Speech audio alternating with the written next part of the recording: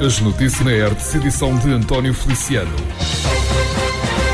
Augusto Barros, presidente da Junta de São João Batista e Santa Maria dos Olivais, de Tomar, não tem dúvidas em defender a colocação de um sistema de videovigilância na cidade, referindo mesmo que ontem já era tarde. Em recente entrevista na Hertz, o autarca abordou, desta forma, os inúmeros e recentes casos de vandalismo com que a área urbana se tem deparado, desde a destruição de sanitários de WCs públicos, para além de inscrições em património público. Augusto Barros admite que ele próprio não saberia qual seria a sua reação se confrontasse com alguém a praticar estes atos inqualificáveis. Ontem já era tarde, porque as câmaras de vigilância, eu não sei que há problemas de orçamentos, de verbas e outros problemas que são agregados a esse mesmo sistema de vigilância, porque eu não tenho problemas que a cidade seja vigiada como deve ser. Porque só pode estar incomodado com a vigilância quem de facto comete alguma coisa que não devia cometer. Até porque aquilo é um sistema sigiloso que vai para lá, é filtrado, e portanto só o que interessa mesmo da realidade do que foi passado é que é apanhado e é filtrado. Não temos nada que ter medo das câmaras. Já vi cá estar há muito tempo. Eu vou à Inglaterra, vou a um país onde tenho o meu filho, e chego lá, está numa cidade, que é quase o género aqui de cidade de Tomar, cidade antiga. Eu não vejo um polícia na rua, mas eles têm lá uma central de polícia que estão a vigiar a cidade toda, têm câmaras por todo lado, e mal há um acidente ou um roubo ou uma coisa qualquer, a polícia está logo lá em cima.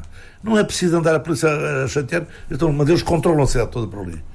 Porque há um meio de segurança mais, e as pessoas sentem-se com segurança. Agora, nós aqui, o vandalismo, que é grafites por todo lado, sujo, limpa-se para a parede agora, é tudo desborratado por um lado para o outro.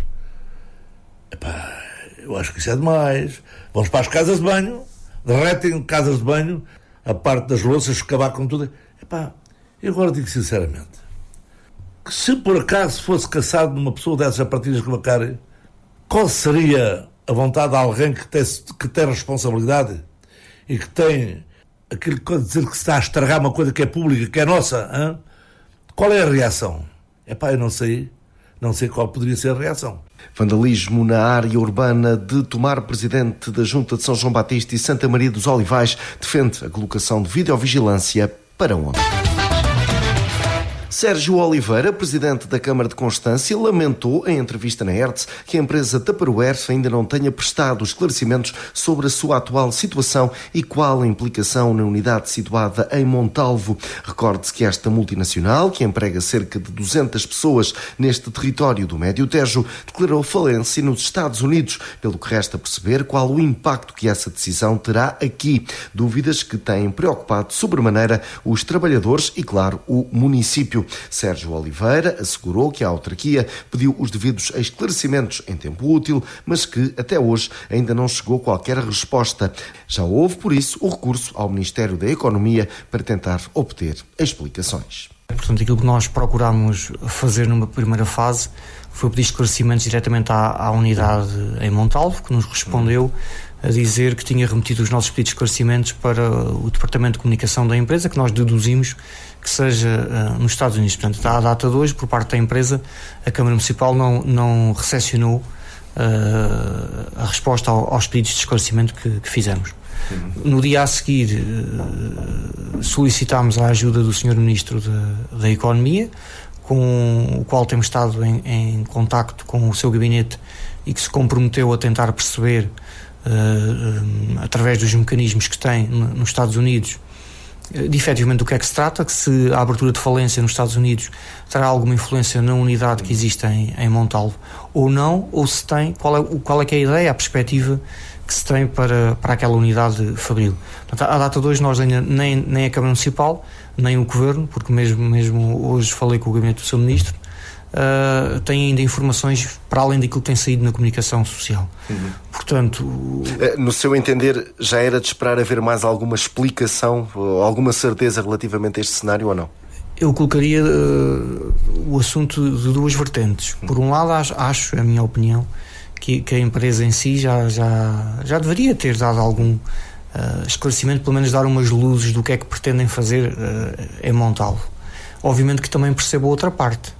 Portanto, aquilo que veio à comunicação social é que a empresa colocou um pedido de insolvência, digamos assim, utilizando os nossos termos, num tribunal na Flórida, e que provavelmente está a aguardar a decisão. Portanto, e é provável que a empresa só se queira pronunciar e responder quando tiver uma decisão do tribunal e dizer se aceita ou não o pedido de insolvência. Mas, na minha opinião, isto não inviabilizava que pelo menos tivessem, já não digo que tivessem uma palavra com o Presidente da Câmara, que é de um conselho pequenino, e todos nós temos que pôr no grau de importância que temos, e eu ponho no grau de importância, mas pelo menos ao gabinete do Sr. Ministro, que fosse dada uma resposta, pelo menos até ao final desta semana, uma clarificação desta situação. Portanto, dizer que nós não vamos desistir dela, não vamos andar todos os dias a insistir nos pedidos de esclarecimentos. Portanto, também queremos dar aqui algum tempo, quer ao gabinete do Sr. Ministro, quer à própria empresa, para clarificar esta questão, mas que queríamos no final desta semana que houvesse uma clarificação disto. Por constância, a Câmara não desiste de procurar explicações sobre o futuro da Tupperware. Sérgio Oliveira lamenta que a empresa ainda não tenha prestado esclarecimentos. Rádio Hertz, a primeira a informar. António Leitão Amaro, Ministro da Presidência, apontou para o reforço do Serviço Nacional de Saúde com novos concursos para médicos e a complementaridade recorrendo a outras entidades, duas estratégias definidas pelo atual Governo para resolver a falta daqueles clínicos no interior do país, Médio Tejo incluído. António Leitão Amaro deixou estas garantias na recente presença no Sardual, onde presidiu as cerimónias do aniversário daquele concelho. Nessa ocasião, o governante referiu que as autarquias têm também uma intervenção a desenvolver. O primeiro é sempre a prioridade tentar reforçar o Serviço Nacional de Saúde. E por isso uma nova vaga de concursos que foram organizados através de uma nova solução que ainda está a ser experimentada, que são as ULS. Mas primeiro, reforçar o SNS, valorizando a posição de médico, a médico de família no interior do país, e procurar apostar nisso. Estamos a avaliar o resultado e a execução, nem todas as ULS estão a ir ao mesmo ritmo, da criação e da colocação desses médicos. Portanto, primeira prioridade para resolver a dificuldade de médicos de família no interior do país, reforço do SNS através dos novos concursos para médicos nas ULS e que são colocados nos centros de saúde para simplificar. Em complemento, recorrer à oferta social das misericórdias, do setor privado, que quando existe, e muitas vezes existe nestes territórios, e nós temos que aproveitar. O que interessa aos portugueses é se têm acesso à saúde, se têm médico que os possa ver, que os possa procurar prescrever os medicamentos que precisam. Não é tanto se o médico funciona num edifício público, sob gestão pública ou gestão de uma misericórdia. Tenho a certeza que a principal prioridade é o acesso. A nossa principal prioridade é o acesso, o principal caminho é o reforço do SNS, mas estamos abertos, sem dogmas ideológicos, à complementaridade e, portanto, temos ido estar pelo país fora, a apostar em várias soluções de contratualização, de criação de centros de saúde geridos por entidades sociais, como as misericórdias, ou também entidades privadas, e, portanto, isto é uma medida fundamental. E, obviamente, o Governo não deve ser chamado a impedir que as comunidades localmente definam as suas prioridades e ponham recursos em função das suas prioridades. Ministro da Presidência António Leitão Amaro, aqui no Sardual, a abordar a falta de médicos na região. Rádio Hertz, informação. Um homem de 36 anos ficou em prisão preventiva, acusado de violência doméstica. Aconteceu em Coruche. No âmbito de uma investigação, os militares da GNR realizaram diligências que permitiram apurar que o suspeito exercia violência física sobre a vítima, sua ex-companheira de 41 anos. No decorrer da ação, foi dado cumprimento a um mandado de detenção fora de flagrante delito. O indivíduo foi presente no Tribunal Judicial de Santarém, tendo sido aplicada a medida de coação de prisão preventiva. A violência doméstica é um crime público e denunciar é uma responsabilidade coletiva. Um homem de 44 anos foi detido pela Guarda Nacional Republicana de Almeirim, indiciado de tráfico de droga. No âmbito de uma ação de prevenção e combate à criminalidade, os militares da GNR abordaram um veículo com 2 ocupantes, tendo o seu condutor adotado um comportamento suspeito. No seguimento da ação, foi possível constatar um forte odor a produto estupefaciente, tendo sido realizada uma revista pessoal de segurança aos ocupantes que permitiu confirmar a presença de droga no veículo. Foram ainda efetuadas 2 buscas domiciliárias e 2 não domiciliárias, nomeadamente numa outra viatura e no anexo de moradia, resultando na apreensão de 5 pés de plantas de cannabis, 559 € em numerário, 25 cartuchos, um telemóvel e um automóvel.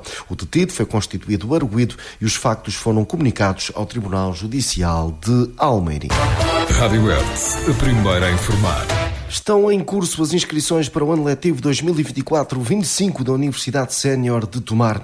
Logo no primeiro dia, registro para mais de 80 candidaturas, sendo que o prazo foi alargado até 4 de outubro.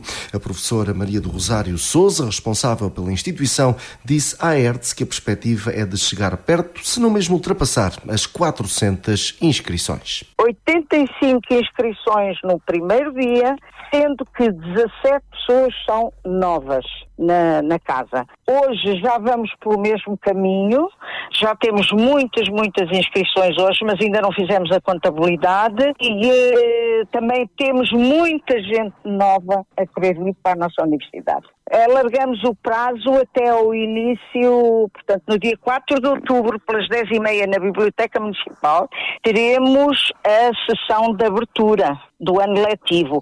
E as aulas propriamente ditas iniciaremos 9 de outubro.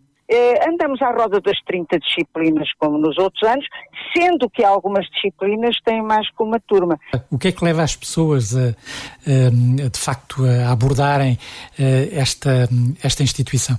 Olha, é assim, vencer um bocado a solidão, tomar conhecimento, falar com outras pessoas, fazer amizades é muito importante.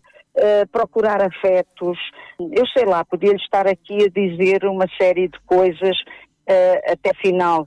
E sobretudo vencer a solidão, conversarem com outras pessoas, arranjarem novas amizades, os grupos vão tomar um cafezinho, depois já vão almoçar juntos, já vão jantar é menos, mas já almoçar, tudo isso e buscando conhecimento. As pessoas têm aquela noção que devem se manter ativas até ao fim e aprender até morrer, como diz o ditado popular. Não há limites em termos de idade a não ser o início, é a partir dos 50 anos. Universidade Sénior de Tomar-se com inscrições abertas até 4 de outubro. Rádio Hertz, informação. A Câmara de Vila Nova da Barquinha tem em mente a criação de um centro interativo das tropas paraquedistas, naquela que seria mais uma atração turística no concelho e na região do Médio Tejo, neste particular uma valorização da ligação histórica que os militares têm com aquele território. Em recente entrevista na Hertz, Fernando Freire, presidente da autarquia barquinhense, fez um ponto de situação em torno desta candidatura que disse ter caminho para andar. Poderá estar em causa um investimento na ordem dos 700 mil euros e que se deseja ser realidade já durante 2025. Estamos a falar de muita gente que foi paraquedista, muita gente ligada à coisa militar, nomeadamente muita gente reformada, e muita gente que gosta de trazer a família, que gosta de experimentar um cheiro de uma aeronave, a sensação de um salto de paraquedas. É isso que vai ser transplantado, entre comas, para o respectivo centro, no sentido também de vivificar para o futuro aqueles que a pátria tanto deve estimar. Ou seja, isso mesmo quer dizer o centro interativo. Não é ver, é também participar. Exatamente. O objetivo é, de facto, em que se mantenham, para já, as histórias e as memórias. Por exemplo, posso lhe dizer que vai ficar uma camarata, um balneário, pronto, para quem vai ao local ter algumas memórias do seu passado. Por outro lado, também uma visão de futuro, nomeadamente com as novas tecnologias, é perfeitamente possível simular, por exemplo, a questão do voo e outras atividades. Não teria, depois de descobrir tudo este mistério, que não interessa. Mas, de facto, estamos todos de mãos dadas para que conseguimos aprovar este projeto, que seria interessantíssimo para o nosso território. Valorização turística do território, Vila Nova da Barquinha, Médio Tejo, Câmara Barquinhense tem em mente a criação de um centro interativo de tropas paraquedistas. É já nesta sexta-feira e até domingo, 27 e 29 de setembro, que o entroncamento, em particular o Museu Nacional Ferroviário, irá ser palco para mais uma edição do Festival Vapor. O evento, ainda com curto percurso, mas que, por mérito próprio, assegurou um lugar de destaque no panorama cultural da nossa região, desde logo por ser único. Cinema, teatro, dança, literatura ou música, um número considerável de atividades que irão prolongar-se por 3 dias, sempre com espaço aberto para as diversas faixas etárias. Em jeito de perspectiva ao festival, a ERTS recebeu Jorge Faria, presidente da Câmara do Entroncamento, e ainda Manuel Cabral, presidente do Conselho Diretivo da Fundação do Museu Nacional Ferroviário, precisamente as duas entidades envolvidas na organização. O autarca, por exemplo, que começou por destacar a excelência do que é disponibilizado pelo museu, abriu então as portas para o Festival Vapor. As portas do festival abrem na sexta-feira, logo à tarde há o programa com as escolas, das 13h30 às 17h30, e depois as portas abrem às 20 horas até às 23. No sábado as portas abrem às 12 até à 1 e no domingo abrem às 12 até às 21. Isto para dizer o quê? Abrem as portas para que o público não vá só a um festival, a um espetáculo A ou B, para que o público possa participar de acordo com o seu gosto, de acordo com a sua disponibilidade, nas várias ofertas, diversas ofertas que vão existir, sei lá, mini comboio, feira, que também podem comer lá, também podem comprar artesanato, também podem comprar livros, também podem participar em jogos de jogos de tabuleiro, também podem participar em duelos de chá, também podem participar em propostas diferentes em termos estéticos, em teatro, como já dissemos, etc. Ou seja, as portas abrem no sábado às 12 horas, não é para as pessoas irem ocupar um lugar da primeira fila para aguardar um espetáculo às 9 da noite, mas é para poderem aceder a todas as vivências naquele espaço magnífico que vão ser proporcionadas. Manuel Cabral, que ficou responsável pela gestão do Museu Nacional Ferroviário em 2020, precisamente por altura da pandemia, falou de uma preocupação inerente a todas as iniciativas, desde logo as questões de acessibilidade e inclusão. Eu vou ler algo que está no nosso programa e que tem a ver com algo que pode parecer um detalhe, mas os detalhes são importantes, em meu entender, e que tem a ver com aquilo que é a nossa preocupação no Museu Nacional Ferroviário, que já falamos nela aqui, já vão ver, a nossa preocupação, e que essa preocupação mantém-se integralmente em todas as iniciativas que nós fazemos no museu, designadamente no Festival Vapor, com toda a complexidade de organização e programática que este festival tem, que tem a ver com as acessibilidades. E então eu vou ler a frase, que são 2 linhas, que é assim, que é melhor do que estar aqui a elaborar sobre.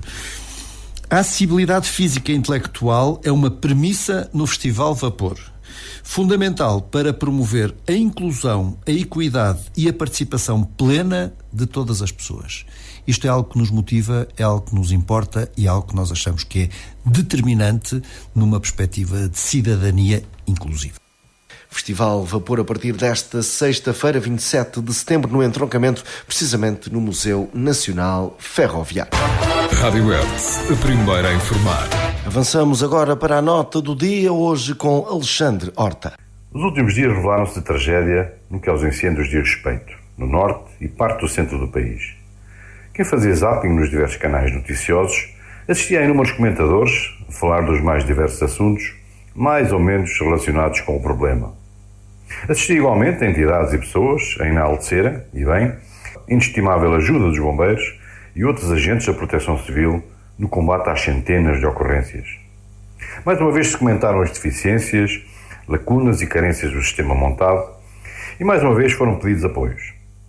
Ou seja, nada de novo relativamente ao que já tinha sido dito há 1, há 5 ou 10 anos atrás.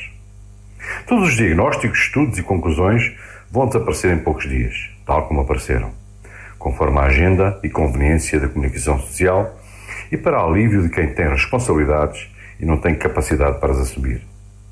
De repente, ficará tudo normal, esquecendo que os bombeiros também são importantes no outono e no inverno e que os incêndios vão voltar em força, porque a grande maioria das soluções aventadas nunca irão ser aplicadas. No que diz respeito a Tomar, até agora, ainda não houveram incêndios que tenham causado prejuízos comparáveis aos de outras zonas do país. E a área ardida, ao que dá a entender, não é muito extensa. Mas esta situação vai de certeza mudar. É só uma questão de tempo. O que referi para a generalidade do país aplica-se ao nosso concelho. Não sabemos se será este ano, no próximo ou no seguinte, mas vai acontecer. A matéria combustível acumulada assim o faz esperar. Temos várias freguesias consideradas de alto risco e os bombeiros de Tomar devem estar preparados. E será que estão? Numa perspectiva meramente de espectador atento, o que apraz referir é que não parecem estar. Há algumas lacunas ao nível de equipamento e a necessidade de financiamento, legítima, mas quase considerado clandestino, são sintomáticos. Não será com certeza responsabilidade exclusiva do município. O Governo, através do Ministério que tutela esta área, tem muita responsabilidade. Transferência de apoios insuficientes e legislação eventualmente pouco adequada leva a que tenham que ser implementados alguns estratagemas, por vezes pouco claros, para que as instituições funcionem e estejam ao serviço das populações que servem. A falta de dignidade que estas situações encerram em nada contribuem para um ainda melhor desempenho por parte de uma classe que todos os dias do ano estão à disposição e zelam pela nossa segurança. Alexandre Horta aqui com a sua nota do dia. Rádio Hertz. Informação. E assim está concluída esta edição. Fique bem, fique com Hertz. Estas e outras notícias em radiohertz.pt.